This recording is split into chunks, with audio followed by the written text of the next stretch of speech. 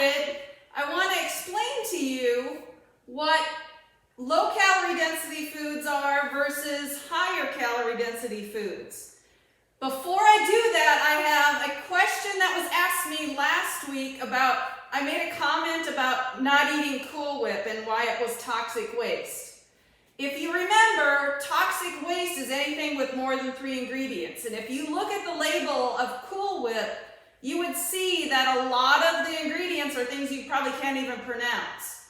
So if you have a choice between like Cool Whip and the real thing, I would always pick the real thing and just eat a moderate amount of it or a light amount of it instead of a lot of something else.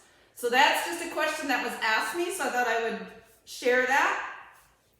For those of you also that did the nutrition label lab with me, I brought up the fact that we made asparagus that day. So I'm curious if anybody tried that, because it's no dishes. It was the paper towel in the microwave for a minute.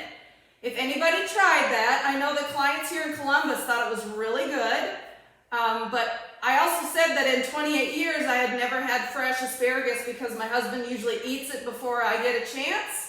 I am happy to say that after 28 years, I finally got some fresh asparagus because I told my husband the story about it and he brought me some the other day. So just a heads up that I finally got my fresh asparagus, okay?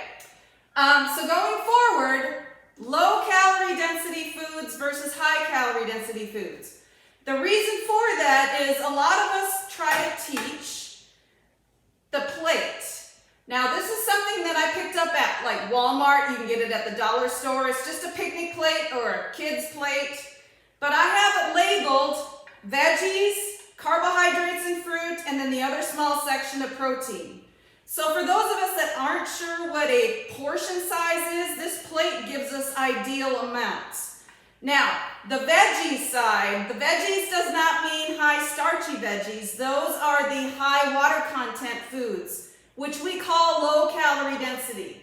We can eat a lot of them, but when you think back to our cash box of calories, we can eat a lot of them but not spend a lot of money out of our cash box.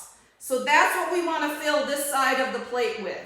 Zucchini, which we're using today as our crust, is one of those calorie density foods, low calorie density foods.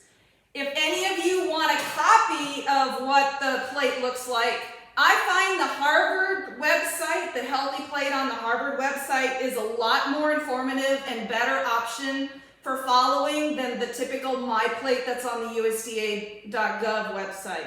So you can always make a print off of this with your clients and really try to follow along with what's on there, okay? So, what are lower calorie density foods? I made a handout today and it's a stop sign. If you look at the bottom, green means go. Green means a lot that we can put in this little circle here that doesn't have a lot of calories. So they're usually fruits, vegetables, potatoes, non-fat dairy, cooked whole grains, lean protein, and legumes. Those are foods that we really want to fill up our plate with because you can eat a lot of volume with not a lot of calories. So if you think about it, or didn't know this, a lot of Americans are malnutrition because we don't eat quality calories, we eat a lot of garbage, a lot of junk food, a lot of foods from the yellow and the red on this stoplight. So we can be overweight and obese and be malnutritioned. So when we eat lower calorie density foods, we give our body more nutrients, which actually makes us healthier, but it also at the same time will make us leaner, okay? So yellow foods are things like ice cream, fruit pie, fatty meats, and fast food. The red foods means that's a bad choice and we probably shouldn't eat it or eat it less frequently. Those are the bad fats, bakery items like cakes and cookies, cheeses, and chocolate. Now we've talked about how cocoa is a healthy antioxidant, but I'm talking about like Snicker bars and Mars bars and just all the fatty chocolates. Dark chocolate in the right amount is a healthy antioxidant. So again, when you're in the red on this stoplight, you just have to eat a lot less of it. This is something probably some of you don't know, but if you're taking a bite of something and you really enjoy it, you really only taste the first bite and the last bite. So all of those little bites in between really are just mindless eating. So if you are going to have something from the red, maybe you just limit yourself to 3 bites because that's really all you're going to taste, and then you get it out of your system. So it's just a suggestion. So that's what we're going to do today. We're going to make a low calorie density crust. We're going to lower the fat on the sausage and the pepperoni, and how I did that is I took the sausage, I crumbled it up, and I put it on a paper towel like I did the pepperoni, and I stuck it in the microwave for about a minute, and that got a lot of the fat off of the food. I did the same thing with the pepperoni. 30 seconds to a minute between paper towels, and you get a lot of that excess fat drained off of the food before you actually use it, okay? So we're gonna go ahead and start making our zucchini boats. What you're gonna do is you're gonna cut a zucchini in half, like so.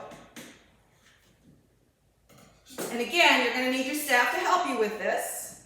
And you're gonna take a spoon and you're just gonna kind of carve a little hole with the seeds and just scoop out the center just a little bit. So you're making a little boat inside the zucchini. You want to make sure you don't take too much of the meat off of the outside, because that's actually what we're trying to eat, is that zucchini. So we scoop that out.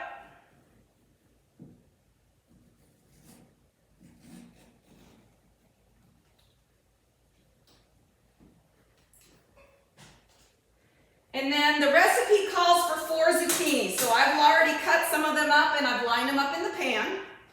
And then it asks for a cup of marinara sauce to 1 pound of sausage. Well, I didn't measure the sausage. I just took some Italian sausage, I crumbled it up, and then I baked it in the microwave for about a minute on a paper towel, got rid of the excess fat. Now I'm going to add my sauce to the sausage, like so. And I'm going to mix that all up together. Hopefully I won't get any on my clothes. So we're going to stir that up. Now you can already have the oven warming up. It's 375 for about 20 minutes. So we're going to mix this up. And then what we're going to do, let me get these out of the way because these are already made. We're going to just scoop some of this mixture into the boat part of our zucchini.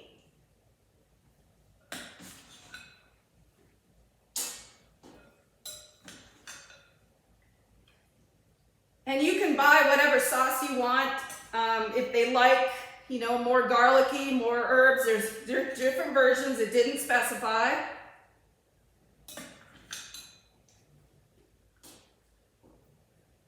A little bit too much in that one.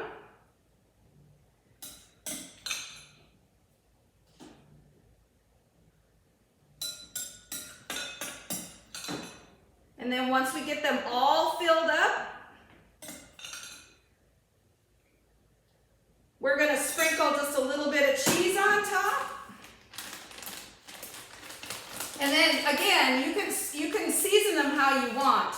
I know Mrs. Dash has a lot of different versions of seasonings that are sodium-free. I can't partake of them because they have gluten in them, but there's an Italian blend, so you could try that. You could just get some fresh basil out of your garden. That would work. But you can kind of play around with that. So now I'm going to take my pre-cooked, again, I just took them in the microwave, and I'm just going to kind of decorate them with some pepperoni. These happen to be mini pepperoni, so they fit really good on top of our little zucchini boats. If possible, you always want to try to use an uncured meat if you can find it. I know Kroger carries it. I'm not so sure about Walmart. Aldi carries a lot of uncured meats. It's the nitrates in the meat that are the problem. So if possible, try to buy some that have no nitrates. And what we're going to do is we're going to just decorate these with some of these pepperoni. And then when we're done, we're going to put them in the oven 275 for about 20 to 25 minutes. I didn't bring any seasoning because I'm not really sure what everybody here likes, but you can always just find out from your staff what they want and you can experiment. You could always put fresh basil, fresh spinach. If they like more veggies, you could put veggies on there. You can kind of make and pick and choose what you want to try. But we're going to go ahead and bake these for 20 to 25 minutes, and then they'll be ready to eat.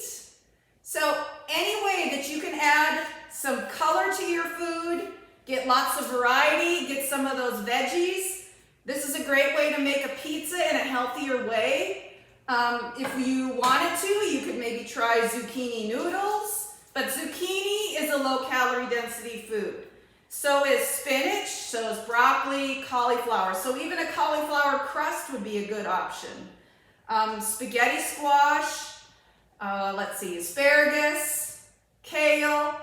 A lot of those veggies that are free foods that'll fit on your plate have a lot of volume. Fruit has a lot of water, but it also has a lot of sugar. So remember from our blood sugar talk, you want to make sure you have your fruit with a protein so that you don't get those blood sugar spikes, especially with those diabetics, okay? So that's all we're going to do today. We're going to stick these in the oven and we're going to enjoy them. Thank you for joining in. I hope you enjoy your pizza boats. We'll see you in a couple weeks. I haven't figured out the next recipe, but when I do, you'll get an invite and we'll go from there. Bye, everybody.